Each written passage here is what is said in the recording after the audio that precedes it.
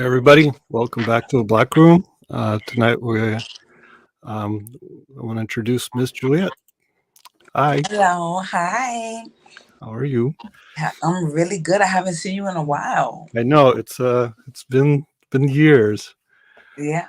Um, so we first met through photography, um, Mm.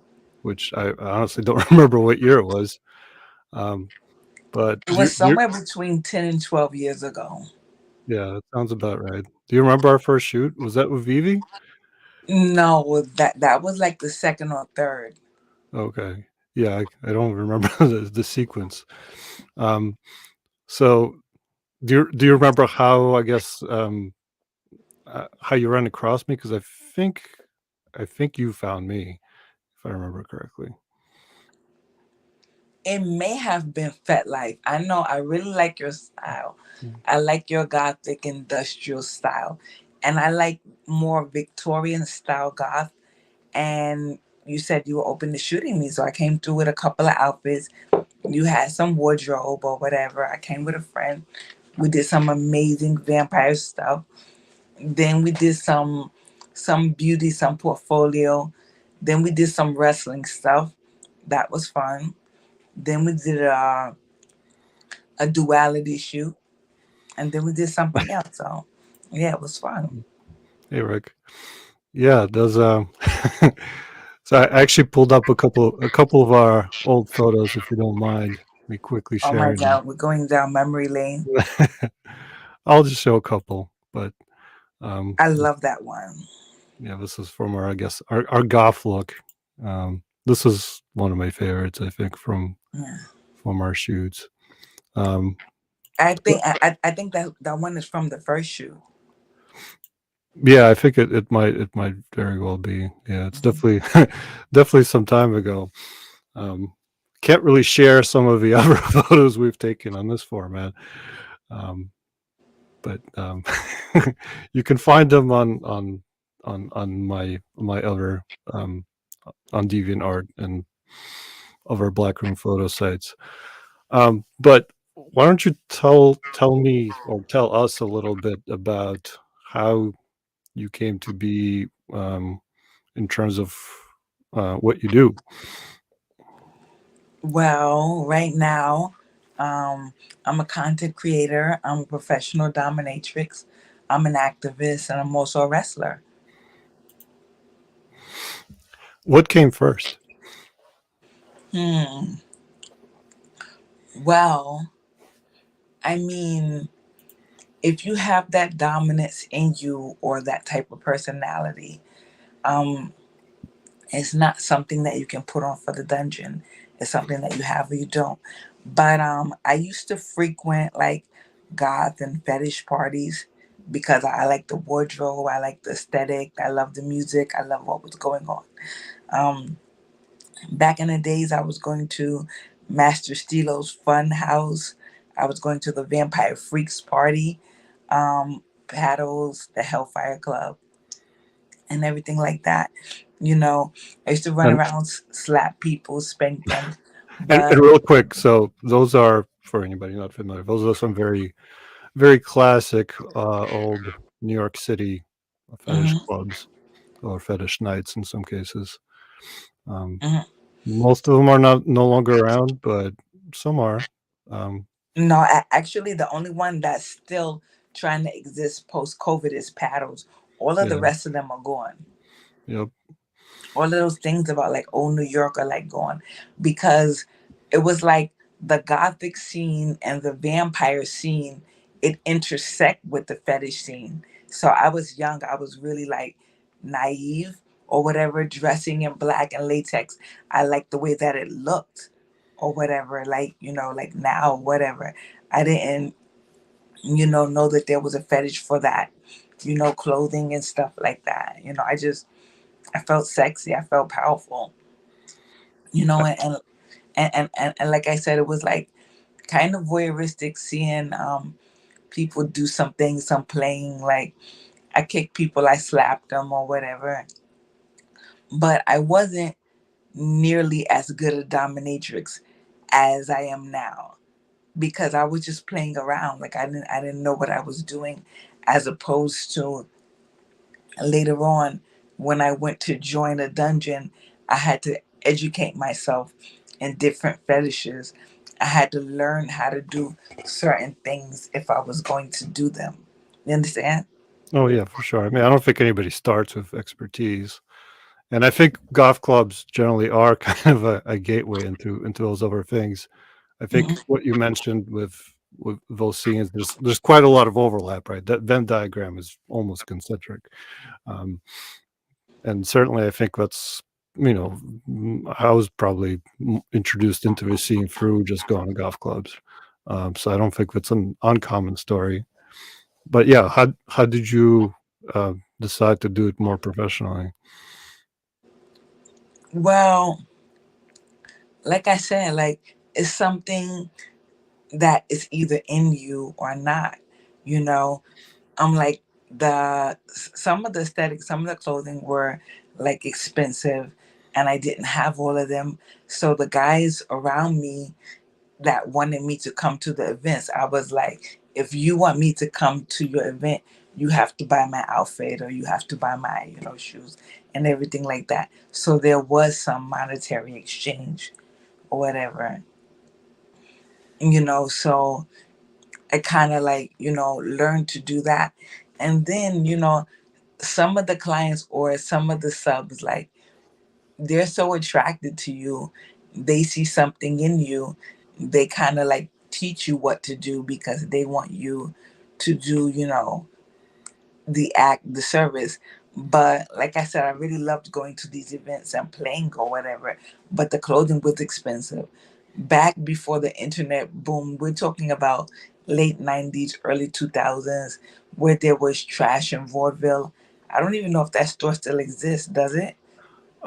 I believe it moved, um, and um, I, I don't know. I'm blanking out on the guy's name. Unfortunately, who passed away. Um, Exactly. That's what I was going to mention. Because whenever he saw me come in, he laid out certain things that he knew were my taste or yeah. whatever. And then plus religious sex was really good. And Mhm. like back in the days it was like, the suicide girls, like there wasn't only fans or like everybody like jumping on, doing it. It was more taboo, and it was a more select underground scene. So, and like I said, there weren't as many internet resources as now. So you definitely had to go to very specific places to get your wardrobe, like London, over like in the gay street, Christopher Street, going towards the pier or St. Mark's. They were gonna give you what you wanted: goth, punk rock, go around the corner. Back Then back when St. Mark's was, an actual underground area. exactly, back when it was interesting, like people that they wanted to express themselves, maybe they couldn't in their own neighborhood, or maybe they were looking for a community or whatever. That was where they went. So even when you went, shopping, you're buying that clothing and that aesthetic. Right before you leave the store, on the wall there was like invites to parties. Yep. Yeah. Before you would look up everything on the internet, flyers is kind of how you found out about events, for Hmm. sure. Yeah, so you are buying that style of clothing. Now there's invites to the type of parties that you would go to have community, or where people would be, dressed like that or whatever. And like I said, um, and those places were amazing. They were really fun. A lot of them no longer exist. New parties have come up, but some stuff has like died down. It's trying to come back, or people are very precautious now these days because of COVID. Yeah, I think COVID changed everything in terms of Mhm. any kind of event where you see other people in person. We talk about music a lot. I mean, obviously that impacted musicians, but certainly clubs. I mean, that's it's one of the last things that really came back, for obvious reasons. And I think the scene in general in the city has changed, evolved over time. COVID affected everything. COVID affected artists. COVID affected sensuality because BDSM, it's an alternative sensuality. And they're coming to you to do something different and to express yourself. But still, at the end of the day, it's close contact and it's touch. So Yeah. if everybody's still afraid of COVID, they're not coming as much. Or some people, they go in stages or layers of their fetish or of being open. So some of them, or even like me back in the days, going to the party is the first step so that you see it. And then maybe they find somebody they might want to explore with or whatever. Or then maybe they'll go, look at some advertisements and see a pro dom or whatever. But the big fetish parties are a good non-pressure venue where you can go and like test out and experience and see everything. But yeah, because of COVID, hopefully it will be back, soon. Yeah, I mean, I know some parties are back. I don't, obviously not all. Um, how has it affected you personally? How did you make through the last 2 years? Well, it was really interesting, definitely inconvenience. Um, and like I said, it affected everybody on, multitude of, levels, affected income, of course, or whatever. So I took to the internet and was making a lot more videos than normal because the videos sell. Because some people, were scared to meet in person. And then It's a maybe I, it's a safe way to consume. If you can't do something in person, right? And consuming the content through video form is certainly the alternative. Yeah. yeah, I mean, that's cool for me to sell the videos or whatever, but there's nothing like that human one-on-one contact. Mhm. That is really fun, like when you are helping somebody navigate through their fetish or whatever. Like when I'm a dominatrix, sometimes I'm like part therapist, sometimes I'm like part voyeur or whatever, even still, because sometimes they come in with the weirdest shit or like some crazy ass outfit or whatever. And I'm like, I'm kind of impressed. Like, where the hell did you get this from? How are you hiding this from everybody? It's like so fucking elaborate or whatever. I think fetishes are fascinating in terms of psychological perspective. I mean, how they develop and how different things click for different people. So I think it's definitely, I mean, I think there's some focus on it academically, but it's definitely understudied, I think, in my opinion. But yeah, you brought up sometimes you're a therapist, and I definitely feel that some people seek that as therapy. Hmm. We're we're not, socially, we're not necessarily used to being intimate with other people, um, and I mean intimate psychologically. So, for some people, that's the only way they can feel safe sharing some Hmm. things. So I don't know how you find that, but um, Well, I mean, I feel like as humans, we all are, or we should be, um, very multidimensional, and there's a lot of people, including myself, that have different sides to them or whatever. Nobody is just one way, one fucking boring way. So some people have to present themselves to society one way to make work, to make income, and they may be really good at it. Like somebody, like of course you can only imagine that I do have a lot of men that are in power, a lot of cops, a lot of judges, CEOs, and they're bossing everybody around. They know what to do. They're very good at it, but they want to let go of the reins of power and want to be submissive. yeah, I Yeah. think that that human duality definitely exists. I think where some of us have to exert a lot of control, a lot of decision making in regular life, and Mhm. sometimes you want to let that go.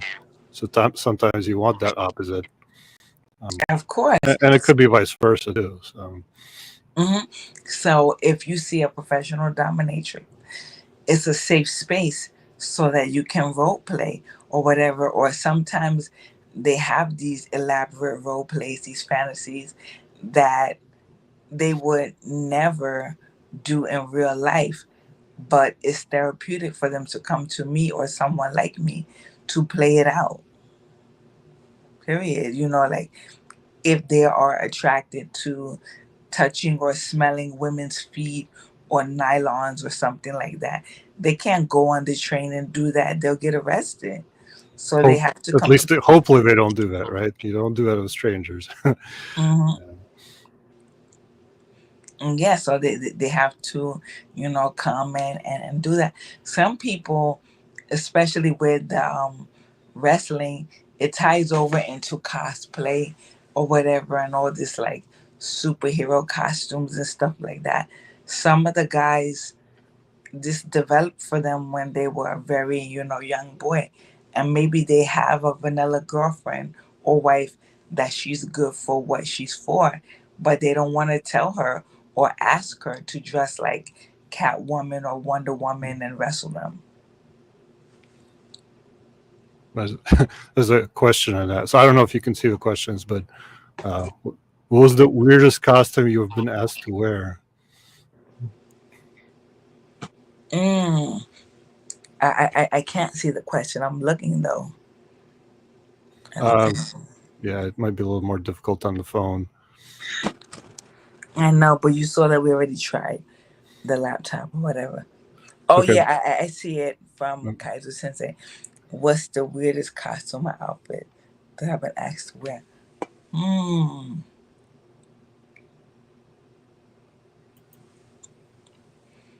I don't think that I've been asked to wear anything that weird. Sometimes it's what they come in.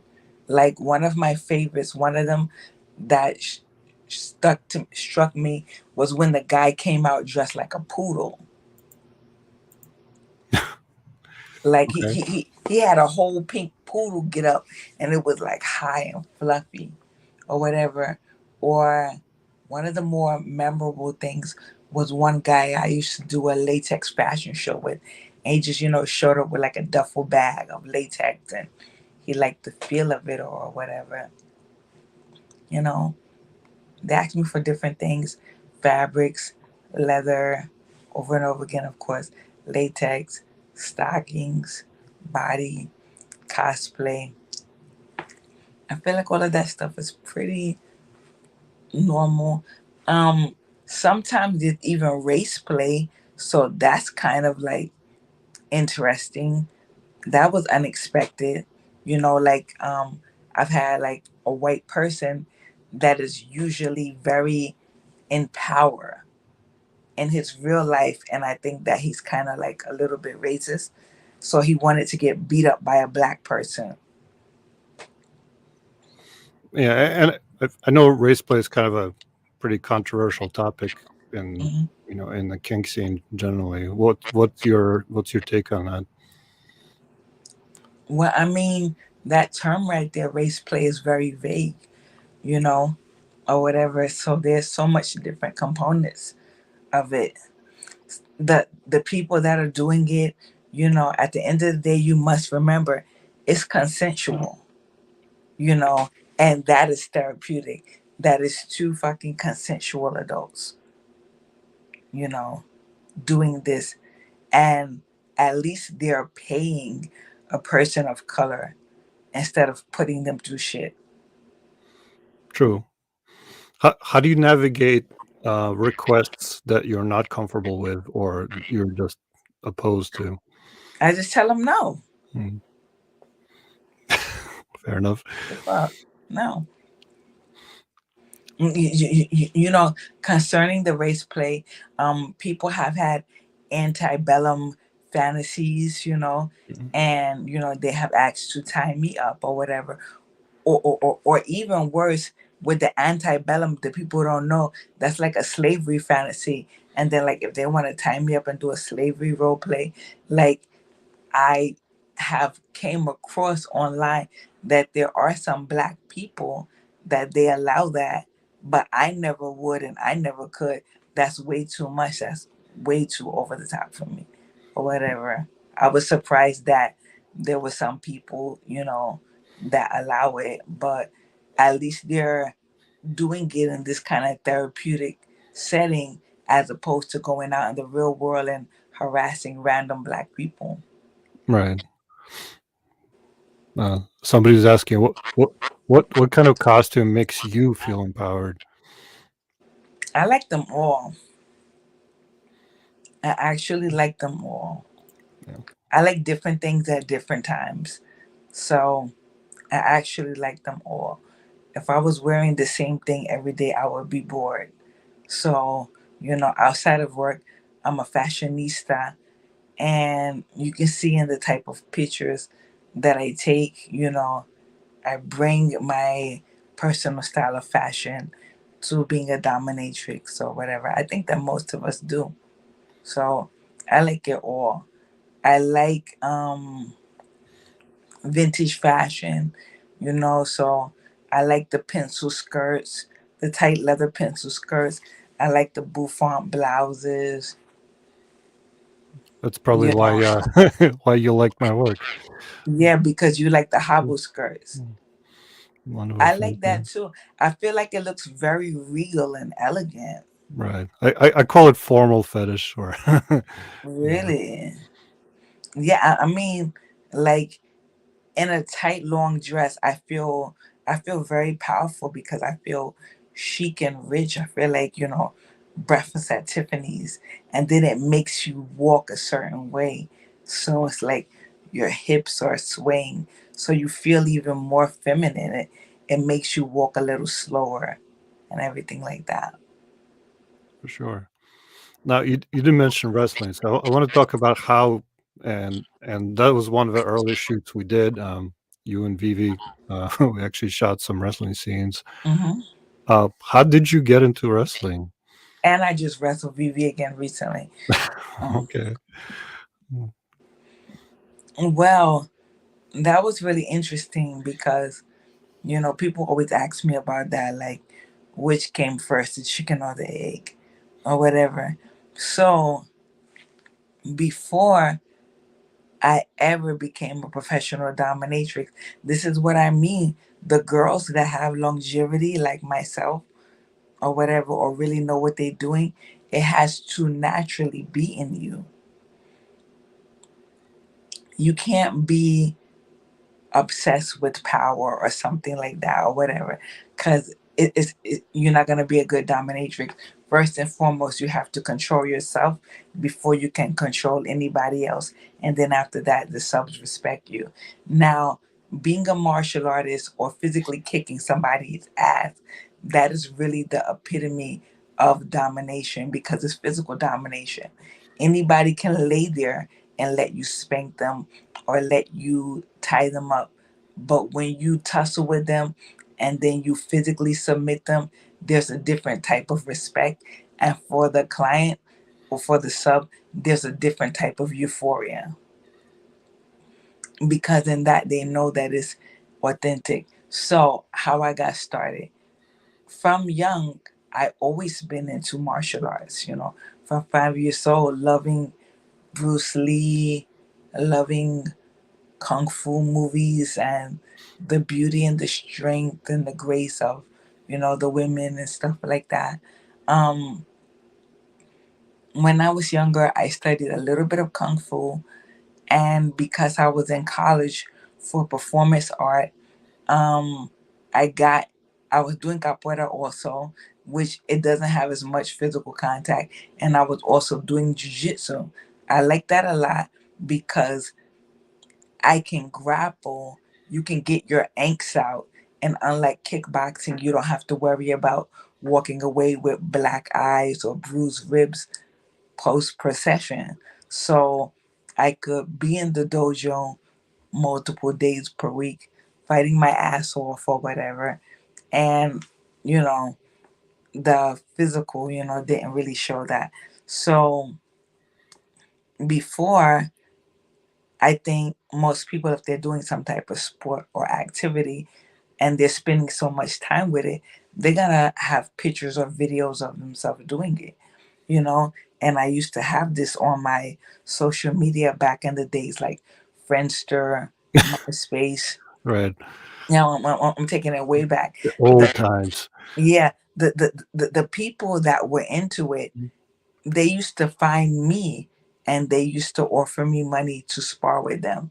And I didn't, that was still when I'm like going to fetish parties or whatever, and like kind of being a naive, reluctant dominatrix. I'm in it, but I didn't really understand the validity of what I was doing. So yeah, I felt like it was like extra money, fast, quick money. I met some people, wrestled with them or whatever. And um then one time I answered an ad that was looking for athletic women, and I came across my godmother, Heather Fine. She was primarily a bodybuilder, and she had a house only with girls that wrestled or whatever. I didn't think nothing of it. I didn't, feel like I was doing like no type of fetish. It was excellent money, and you know, I train hard. So sometimes I did it in a half an hour or 45 minutes or less. I made my money and I, went about my life.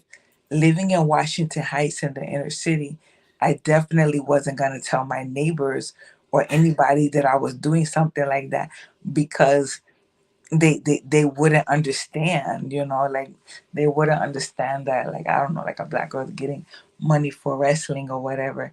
And then another time later, being an artist and wanting a job where I could make good money but have a very flexible income and still be in Manhattan, because the larger majority of the dungeons are in Manhattan. Right. So after I'm doing the session, I can go to work, I can go wherever, and nobody knows what I did. Um, I was somewhere and they were refusing a client. And I was like, why are you refusing the guy? Just out of curiosity or whatever. I'm not greedy. There's some girls that they try to take every fucking session, and you shouldn't.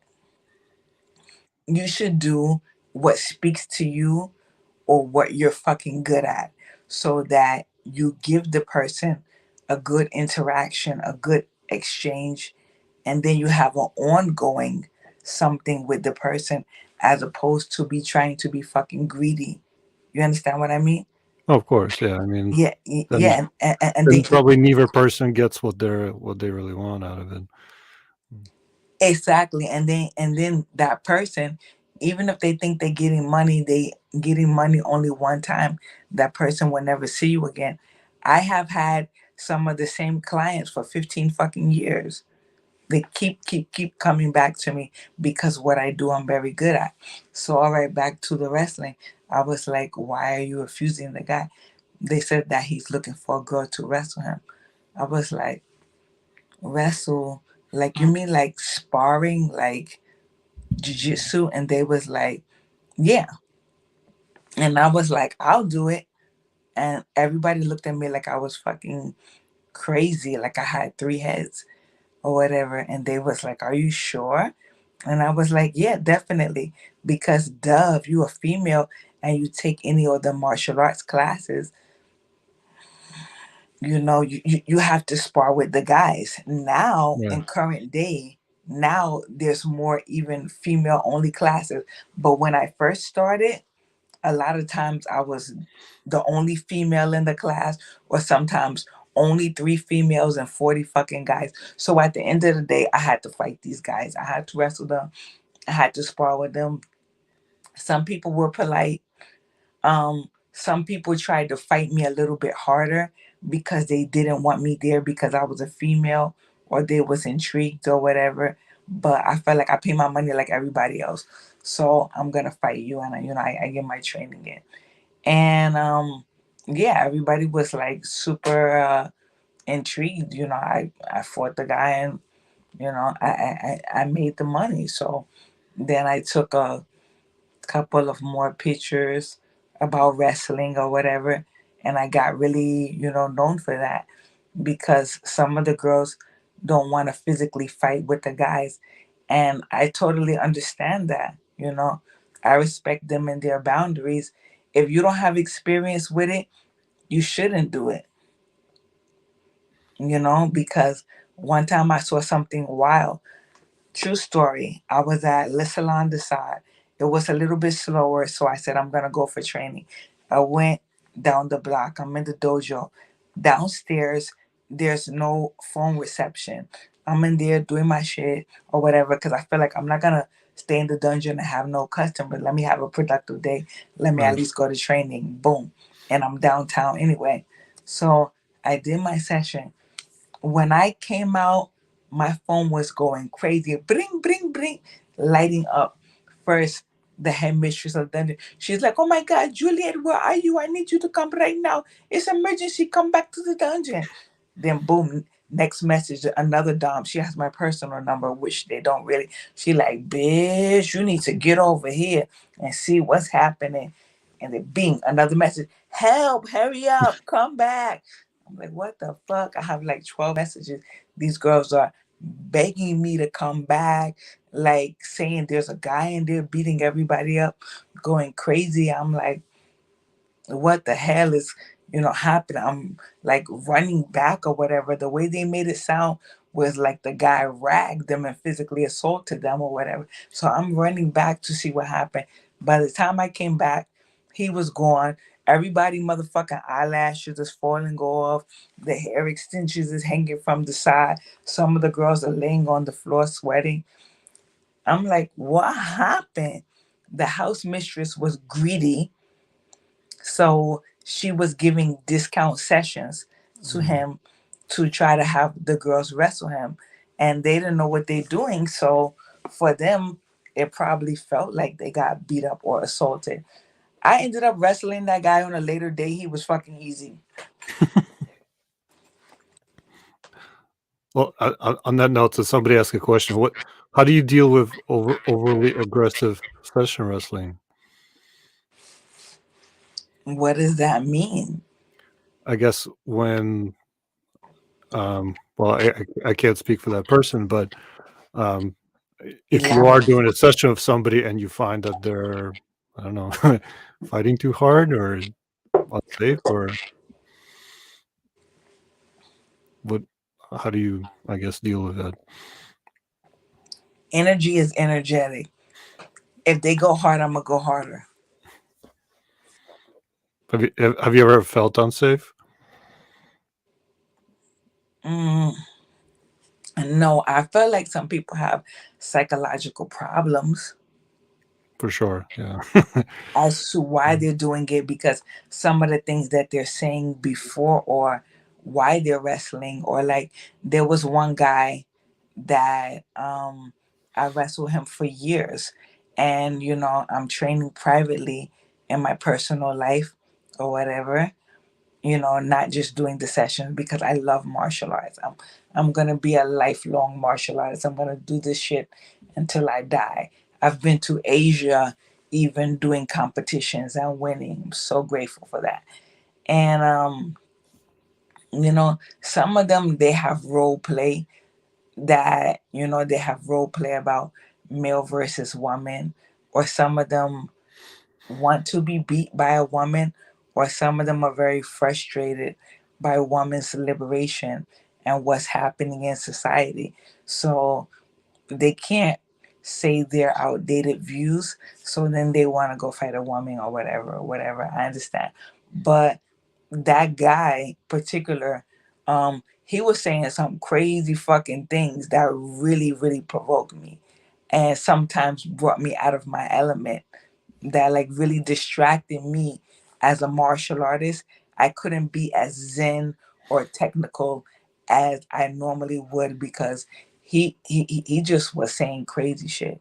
Like, why are you here? You belong in the kitchen, you know. Like, some people say stuff like, um, no woman can beat me, or, stuff like that, or whatever. But he was like, you a fucking prostitute, bitch. You can't fight. I was like, oh no, like, that really provoked me. That made me really want to fuck him up. Like, Right. not even, like wrestling and stuff like that. And I wrestled him a couple of times. He always called me from different numbers, change his name. But like I said, I train privately in my private life, and I felt so fucking good that hold up, I felt so good that he caught me one time when I was a Lou of training for a tournament. I whooped this motherfucker ass so bad that he never came back. And that's what he was looking for. You filled that. You gave him what he needs, really. Yeah. He was Whether looking he knew that or not. he was looking to be beaten to that capacity by a woman. And then, like sometimes the exchange was back and forth, and he was extremely physically aggressive. What can you do? This is real, live wrestling. You signed up for this. What happens when you are sparring and you taking classes or competing? Worst case scenario, if they get you tapped, and then you make the mental note, okay, I'm gonna get you next round. Right. So somebody had a question that I was kind of wanted to get into as well. Um, so the question was, what would you tell your younger self or anyone who wanted to follow your footsteps? I generally wanted to ask you, what advice would you have for anyone who wants to, potentially get into the scene, but doesn't know much about it. Be educated. Educate yourself. That's super important. Be educated and be selective. So I'm grateful for that because, at parties and different scenarios, over the years, I've heard all types of, maybe scandals or people being involved in different things, ever, even being hurt. That never happened to me. I was never involved in anything like that because I was always very selective. Right. How do you feel the scene has evolved over the years? I mean, obviously, there's a lot more resources on the internet, um, but you know, you um, you would know more than me, of course. How do you feel things have changed, over the years um, since you started what you're doing? I feel that, well, before it used to be little ads in the Village Voice, and stuff like that. It was kind of less accessible, you know, very selective. What I can say is I'm happy as an Afro Latina, first generation of Brazilian and Cuban immigration. Um, you know, I I I I went through my share of people not knowing how to perceive me because of racism, but I never let it stop me because I'm a very hard worker and I'm educated, and the clients were always, attracted to me. So now it is happy to see more women of color getting their just due here in the industry. I like to see it more because, like, people that have, sexual fantasies and fetishes, it's for everybody. It's not just for fucking Caucasians. And, you know, it's all about the fetish. It's all about the taboo. Sometimes it's all about the beauty or whatever, or some things that some people aren't normally exposed to. So of course a lot of white guys have fetishes for Indian, Asian, dark girls, all of this shit like that or whatever. So to see us more working or whatever. I don't know why there wasn't more of us working back in the days. It was a combination or whatever. Some of us with education being a little, scared to come out. But, a lot of times when I went to the dungeons, it was usually white women controlling it. So they were very jealous of the women of color or whatever. And they got jealous when they felt like the white guys should come to them, and then they see them going with somebody like me or other people. That's always been, or whatever. But you know, they would do passive aggressive things and try to make you feel uncomfortable. And you have to play their game. You have to ignore them and persist and keep on coming back, because them bitches are not paying you. They're not the one that's giving you the money. The clients are, you know? So I feel good to see more diversity in the scene. Um, that's definitely important. I even see, some disabled, handicapped mistresses. Everybody's out here, and they making fucking money because there's an interest. That's why it's ongoing. Um, like I said, it's not in the back of the Village Voice anymore. So we can be independent and we can post their own ads. Somebody like me, yeah, I feel fine to post my own ads, but I have the experience and the education that I do because I've worked in different dungeons, I've collaborated, I've had my own dungeon, and I'm seasoned and I work with, other people. Some people that's quick to post ads, they should not. So there's a mixed opinion on that, because in the beginning there was to some level of exploitation, you know like even before, when I was like wrestling, the lady would always take half of my money. And then later on, when I went independent and I started wrestling by myself, people were like, "You're not afraid?" I'm like, "No, because at the end of the day, even though she took half of my money, I'm the one that's physically doing the fighting. So what do I have to be afraid of? Because I'm the one that goes in the room with that person." Right. So yeah, um, there's a lot more access to education these days. So I wish that more people would educate themselves in skills and in different areas of BDSM, instead of just being greedy and trying to hustle and just trying to make the money. Quick comment from Rick. I believe he's referring to Dungeon Synth, which is a genre. But um, in terms of music, I don't know if you use music in your sessions or in your work, but if you Hmm. do you have preferences? I do. I do. Um, I love music. It really fuels me. It really sets the scene. I like to play the music low in the background so the sub can hear what I'm saying, because our interaction is, really important. But even though I'm making something sexy for him, I have to feel sexy as well so that I can do the task at hand or whatever. Um, I play different things at different times. I play different music depending on the type of different session that I'm doing or whatever. I like a lot of, especially when I'm wrestling, always, I like a lot of hardcore aggressive rock or gangster rap, because I need that aggressive shit, because I'm in there fucking fighting. So For sure. I need that like wild aggressive type of music or whatever.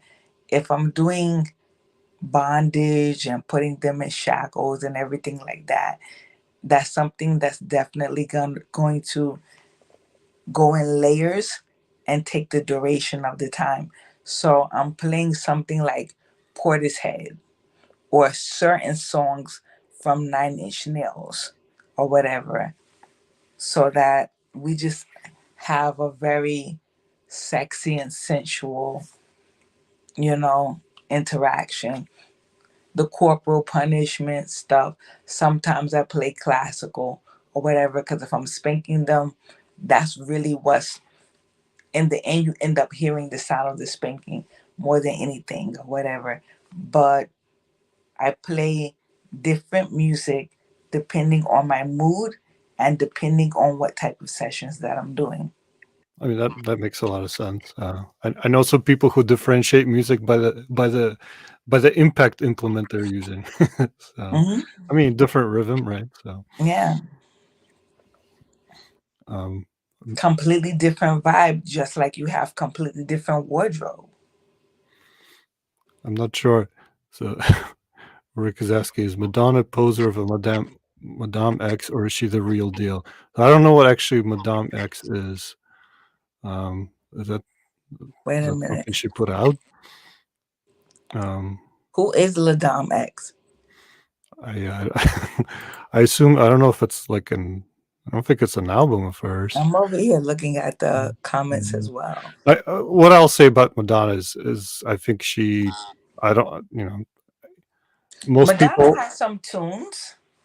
She has so much fucking music. Like, let's be real, she has a large um library of work or whatever. She definitely has some tunes that I have used before or whatever.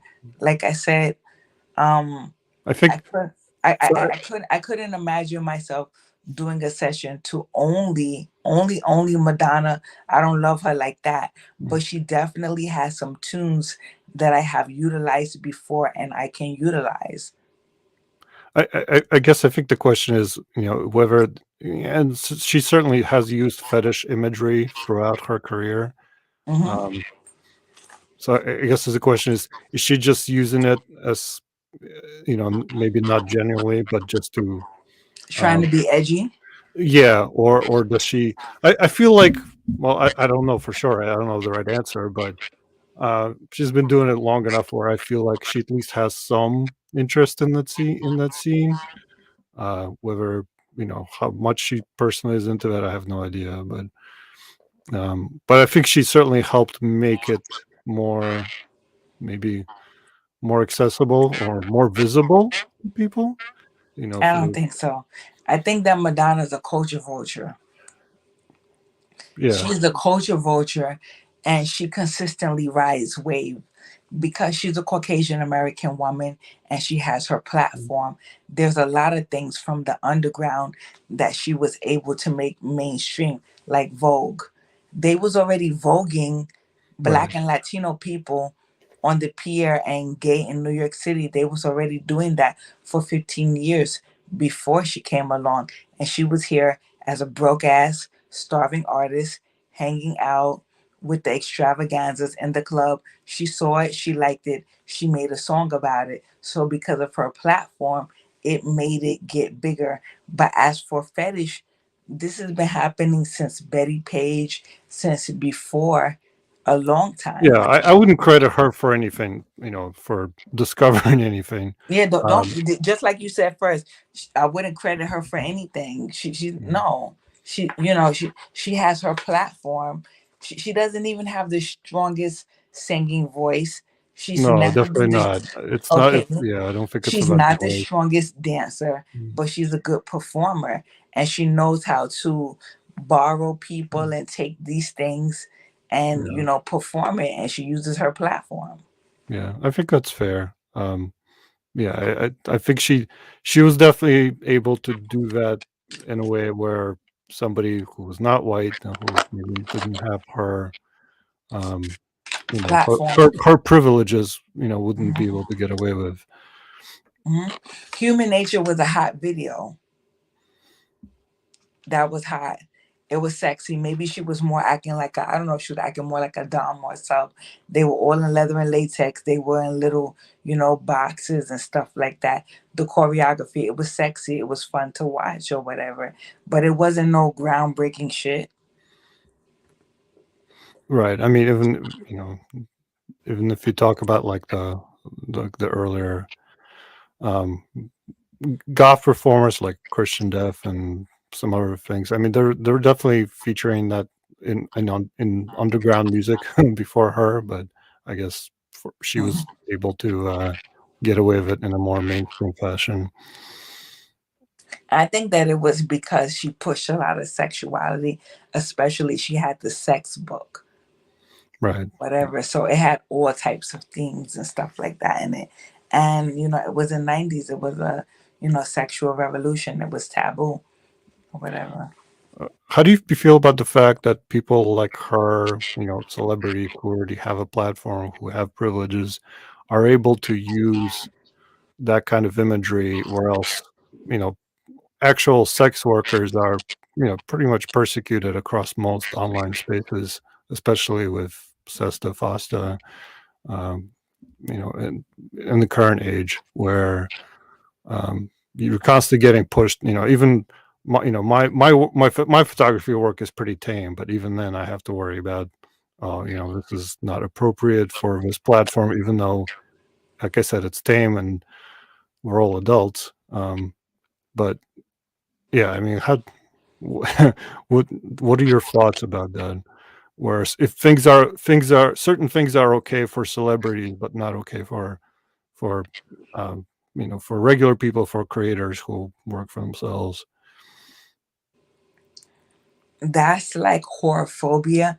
And that's a really, really good question that people have been talking about, like appropriation of sex workers, like celebrities coming out like in pleaser shoes and, stuff like that or whatever. Um, to some extent, if they keep doing it, maybe that'll make it easier for us so that people, stop looking down on us or something like that or whatever.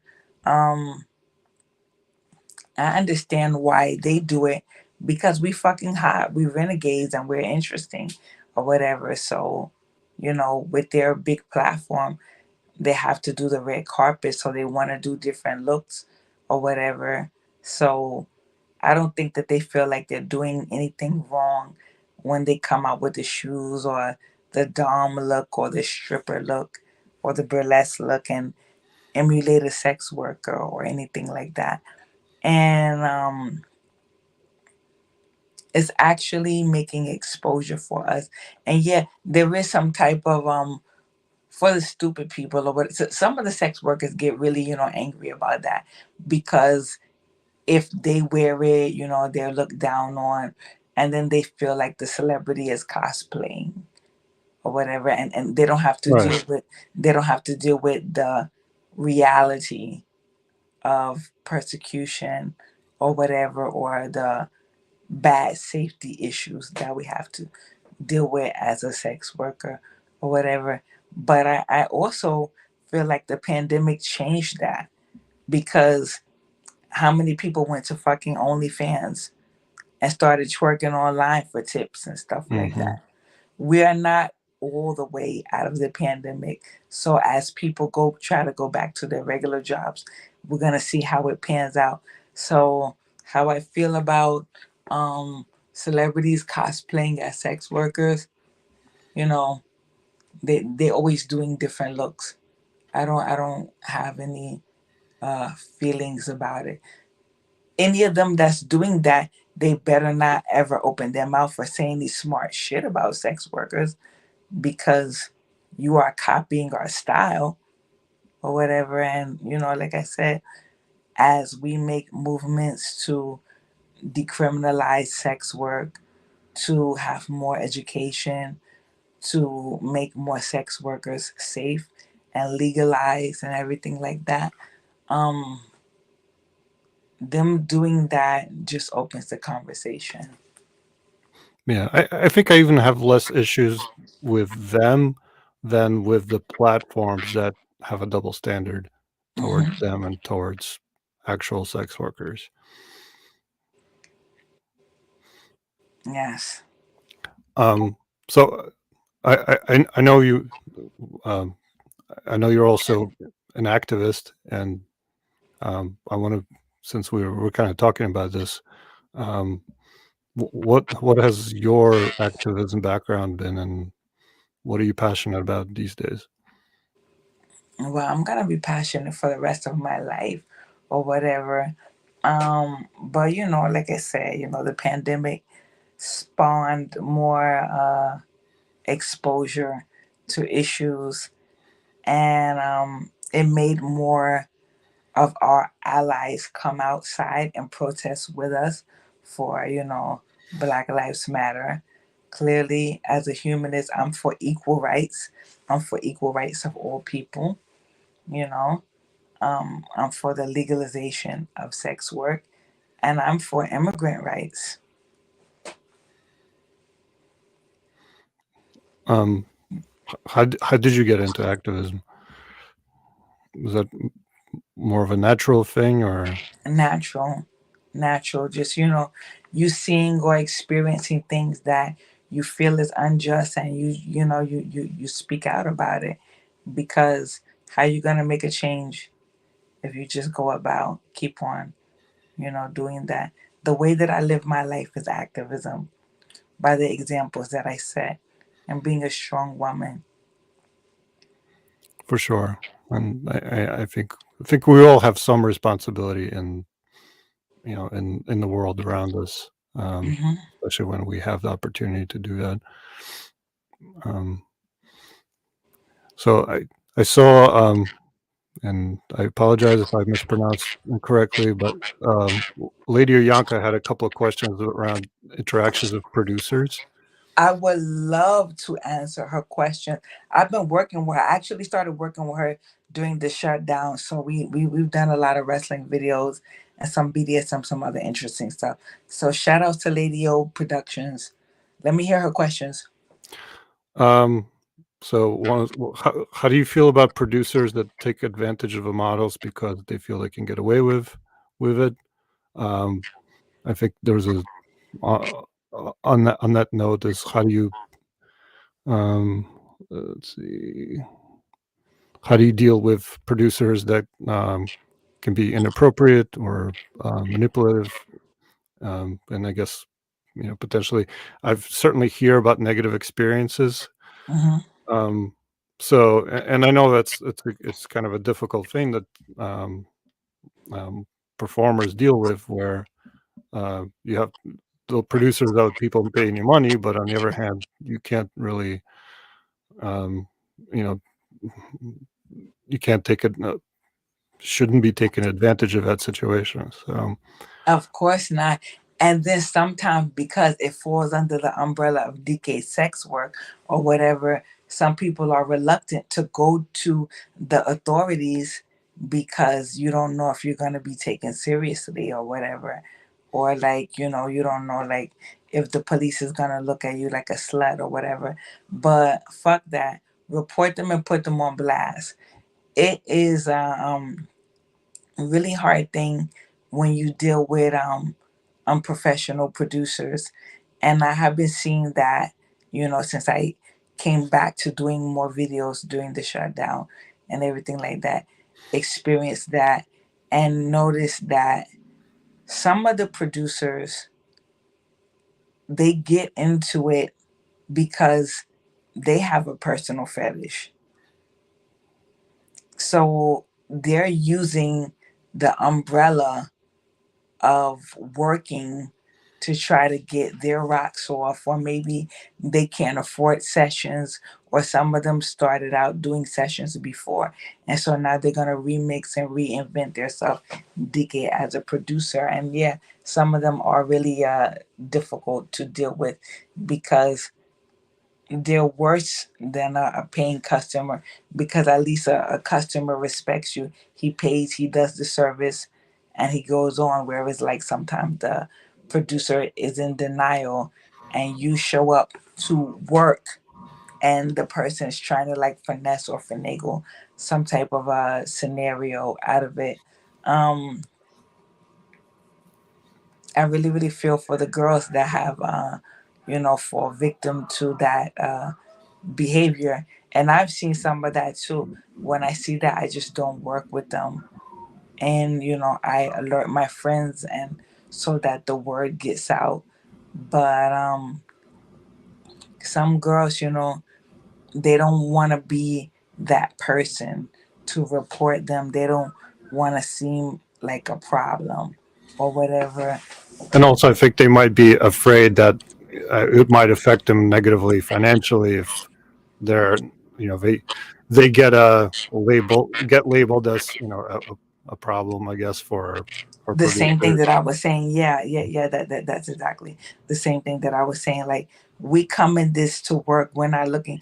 It's unfortunate we come in this to work. We're not looking for drama or anything like that or whatever. And the girls just want to continue to work. So some of them are reluctant to come forth with the information because, like you said, we don't want to be looked at as a problem or drama queen or hoping that it doesn't affect our work.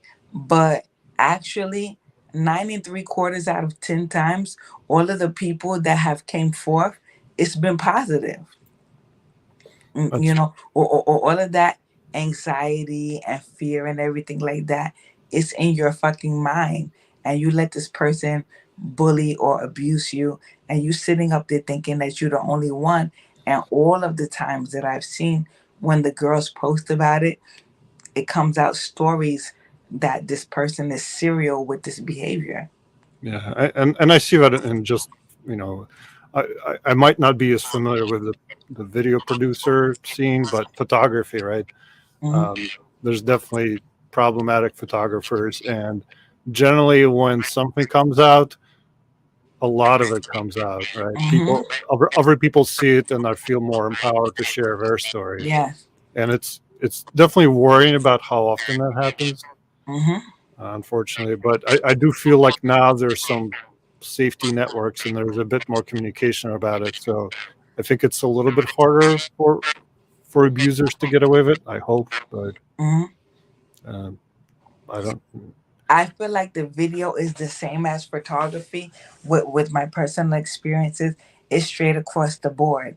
But from what I remember on being on Model Mayhem and the different forums, I feel like the people who do photography, because they're probably shooting more frequent, those girls report the guys more. And I'm all for it. Mm. Report the guys. I'm for it, yeah. Now I'm curious. In terms of producers, we talked about, I think, greater diversity in general in the kink scene. I feel like when I first started doing photography, doing rope, the photographers and riggers are generally were way white male dominated, and I feel like that's changed over the years, which I think is a good thing. Hmm. So I don't know if you find the same thing Yeah. in terms of producers. Hmm. I like it. It's because I think that also helps people who may not be comfortable, um, and to if they see themselves represented more on the other side. I think, it might feel make people feel more comfortable. Almost definitely representation matters. When I look through a photographer's portfolio and I don't see anybody that remotely looks like me or whatever, some other women of color get discouraged. They think like, oh, he only works with white girls or whatever, so then they don't contact or whatever. Um, when I don't see any ethnic diversity, I kind of wonder why or whatever. And I don't know if it's by chance or by choice, but sometimes if I really like the work, I'll take the chance and I'll contact them anyway. But yeah, even if they only have one black model or, like one brown Latino, one Indian model, it's good to see it. Um, I apologize. I got to take a nature break very quickly. So I don't know if you want to take a look at the comments and maybe answer any of the other questions. So I'll be right back. Sorry. Okay. Third for a great interview. Okay. See, I answered Lady O's question. Do you think there's a lot of competition in fetish industry because of male and female producers? Lady O Productions hires everyone. Yes, that is true and that's good.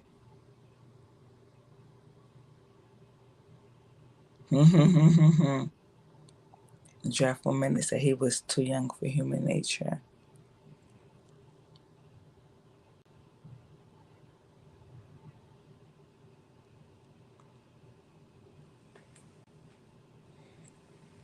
And I'm waiting for Serge to come back.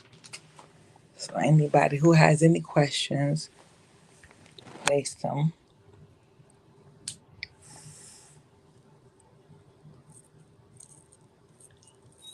And thank you all for. Oh, I see a question right here.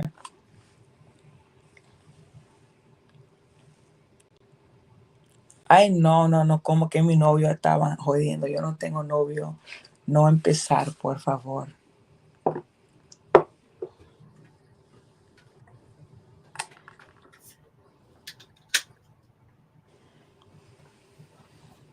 I hear Serge coming back. I'm back. Sorry about that. So you're back.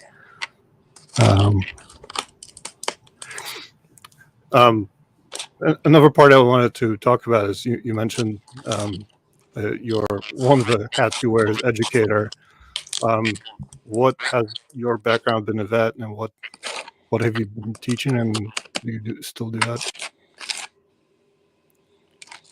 Well, as far as BDSM education, Oh, any I guess. I don't think you specified what kind of education. So, um, well, I share education in, topics that I know. I can, share information about being a uh, professional dominatrix, definitely a fetish educator. Like I said, I educated myself. I studied online. I read books, watched documentaries, and interacted with people real time. So some people that are new coming to the scene, or some people that are looking to explore themselves or whatever, they can consult with me, and I give them some, ideas and guidance. Um, I started a workshop during the shutdown because there was so much spike in domestic violence and also against sex workers or whatever. And because but just everything, real quick, there's like whatever you're doing, I guess, is just creating noise in the mic. So okay. sorry about that. But go ahead. Yeah. So during the shutdown, I started teaching martial arts and self defense classes to sex workers. And my program is definitely it's a combination of the different styles of martial arts that I do, but especially geared to sex workers because I know what it's like to possibly fight my way out of those spaces like a champagne room, a lap dance room, or a hotel room or something like that, or whatever. Whereas some sex workers may not feel comfortable going into a dojo or the gym or, something like that. And, like I said, because of the popular opinions or the stereotypes, some of them don't always feel like going to the police. So, definitely because of the spike in violence during the shutdown, I started a program called the Army of Self. It's about self awareness, self love, and self defense. We have a page on Instagram. And, I've done a couple of workshops and I'll do more in the future. Cool. Yeah. Yeah. Anything you want to plug or anything you want people to know, definitely share that. I think a lot of people can use that. And I'll add links to the stream description later if you have any you want me to share. I have a couple of cat fights coming up. One of them is pretty exciting because it's a four-way cat fight or whatever. So that's pretty cool because it's going to be cat fighting and wrestling. Now, what's the format? Is that like is that a live performance? Is that streaming, or is that It's going to be streamed and it's very free for all, every woman for themselves. So if you follow me on Instagram, Go Juliette, I'm Go Juliette on Instagram, as well as Go Juliette on Twitter. Or my actual website is Go Miss Juliette. there's gonna be more information always about that. But that four-way cat fight is gonna be real fucking exciting. Now I I'm got to ask: is that scripted, or is that just it is what it is? It is what it is. It's unscripted, and it's every woman, every chica, every bitch for themselves. All right, cool. Um, is there anything else you want to talk about or mention, or questions for me or No, the I'm audience? happy. Well, I'm happy to reconnect with you. If anything, I would ask you when you're gonna shoot me again. Yeah, as you might have seen, I've been on mostly on shooting hiatus, between Yeah, COVID and parenting. yeah. But I'm I'm slowly excited trying about to you. do it occasionally. So possibly one day we'll shoot again. And you're over there in the forest in Jersey. I Yeah. love your nature stuff and where you are, and I understand that. I've known you for I know you before you were married. I knew your wife separately Mhm. before you were married. So it's beautiful to see the evolution, to see, two people in love. I feel like you guys were made for each other, or whatever. And then the new baby and everything like that. So I really Thank you. understand. Yeah. Yeah, as Lady O said, it's a free for all brought to you by Lady O Productions. Yeah, that four-way cat fight is gonna be fucking crazy. So I feel like everybody should tune into that because we have some real strong women. We have a diverse cast. They coming from Baltimore. They coming from Florida. They coming from wherever, from New York, from Queens, from the Bronx, and we're gonna fucking show up and kick each other's ass. Don't forget about the Darius beatdown. Is that something you want to mention? Yeah, Darius Beatdown is happening in Las Vegas, the month before.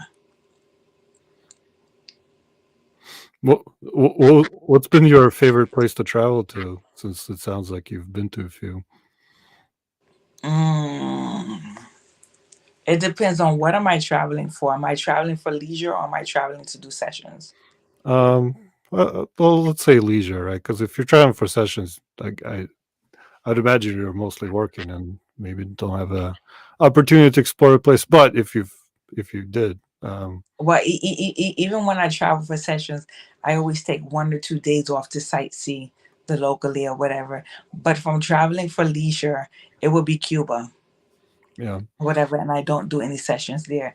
But it's the culture, the music, the vibe, the people, the landscape, and everything like that. yeah. You said you're a Cuban Brazilian, right? Yes. Yeah. But you were born here. Yeah, Miami, yes. Okay. And Yes.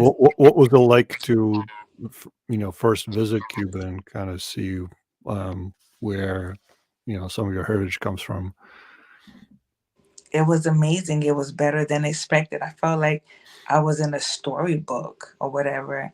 Not only the pastel colored houses, the vintage cars, the tropical landscape, the way that people were dressed, the music everywhere, the fresh organic fruits and everything like that, the air, the way that people treated each other or whatever. I didn't want to leave. I For love sure. to go back. Yeah, I always encourage people to travel, and that's something we've hit on some of my other streams. Um, Yeah, I mean, like, I love to go to Canada. That's really beautiful. I love to go to Quebec. I make so much fucking money there. I love to go to Europe. That's really, really beautiful and everything like that. Super accessible. But Cuba's really different. Probably because we're not on the internet as much. So it's more, community interaction with the people, less yeah, capitalist. yeah, and I think most people don't really have a good idea of Cuba here, especially considering there's a lot of maybe negative association with it over the years. Which me coming, I came here from the USSR, so I can sort of relate to uh, when your country of origin has some things associated with it that may or may not be true. Communism. You know. Yeah. Yeah. All right. Well, I think I want to thank you for joining us. Thank you for having me. It was so good to reconnect with you. Yeah, and everybody do check out Go Juliette on various platforms.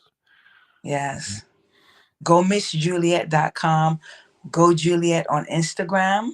And Go Juliette on Twitter. Stay tuned, especially for those upcoming cat fights and videos.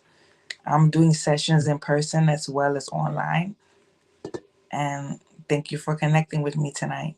Yeah, thank you. All right, take care, everybody. Bye bye.